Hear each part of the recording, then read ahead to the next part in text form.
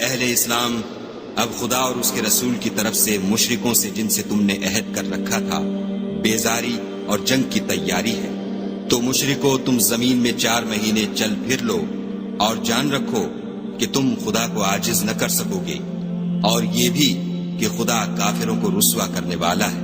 اور حج اکبر کے دن خدا اور اس کے رسول کی طرف سے لوگوں کو آگاہ کیا جاتا ہے کہ خدا مشرکوں سے بیزار ہے اور اس کا رسول بھی ان سے دستبردار ہے۔ بس اگر تم توبہ کر لو تو تمہارے حق میں بہتر ہے، اور اگر نہ مانو اور خدا سے مقابلہ کرو تو جان رکھو کہ تم خدا کو ہرا نہیں سکو گے۔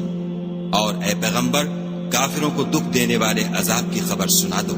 البتہ جن مشرکوں کے ساتھ تم نے عہد کیا ہو اور انہوں نے تمہارا کسی طرح کا قصور نہ کیا ہو اور نہ تمہارے مقابلے میں کسی کی مدد کی ہو، تو جس مدت تک ان کے ساتھ عہد کیا ہو اسے پورا کرو، کہ خدا پرہیزگاروں کو دوست رکھتا ہے۔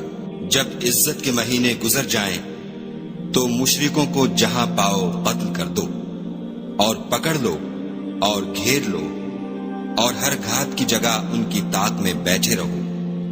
پھر اگر وہ توبہ کر لیں اور نماز پڑھنے اور زکوٰۃ دینے لگیں تو ان کی راہ چھوڑ دو، بے شک خدا بخشنے والا مہربان ہے۔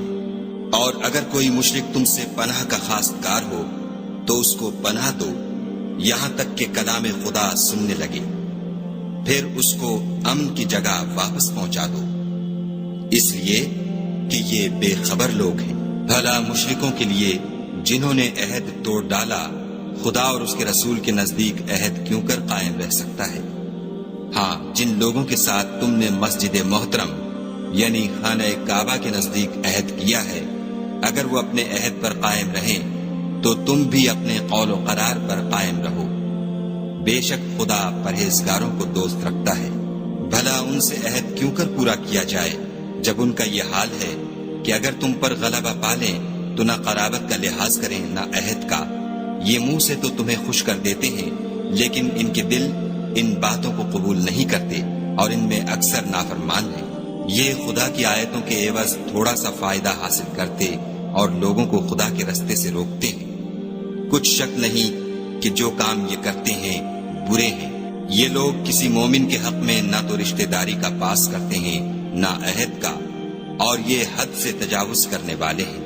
اگر یہ توبہ کر لیں اور نماز پڑھنے اور زکوٰۃ دینے لگیں تو دین میں تمہارے بھائی ہیں، اور سمجھنے والے لوگوں کے لیے ہم اپنی آیتیں کھول کھول کر بیان کرتے ہیں۔ اور اگر عہد کرنے کے بعد اپنی قسموں کو توڑ ڈالیں اور تمہارے دین میں طعنے کرنے لگیں تو ان کفر کے پیشواؤں سے جنگ کرو، یہ بے ایمان لوگ ہیں اور ان کی قسموں کا کچھ اعتبار نہیں، عجب نہیں کہ اپنی حرکات سے باز آ جائیں۔